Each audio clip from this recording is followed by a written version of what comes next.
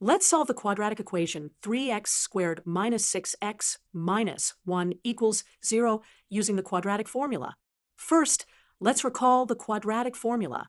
For a quadratic equation in the form x squared plus bx plus c equals 0, x equals negative b plus or minus the square root of b squared minus 4ac all over 2a.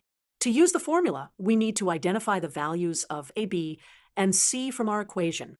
Looking at 3x squared minus 6x minus 1 equals 0, we can see that it equals 3, b equals negative 6, and c equals negative 1. Now, let's substitute these values into the quadratic formula. We get x equals negative of negative 6 plus or minus the square root of negative 6 squared minus 4 times 3 times negative 1, all over 2 times 3. Let's simplify this step by step. First, let's simplify the numerator. Negative of negative 6 becomes positive 6. Inside the square root, negative 6 squared is 36, and 4 times 3 times negative 1 is negative 12. This gives us 36 plus 12 under the square root, which is 48.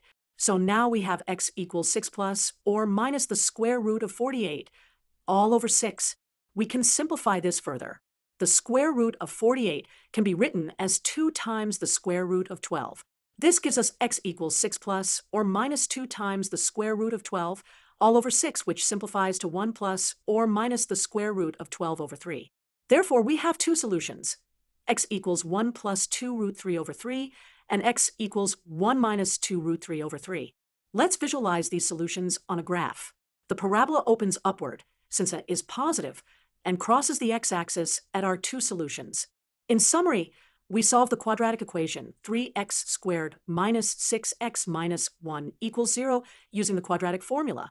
We found two solutions, showing that the parabola crosses the x-axis at 2 points.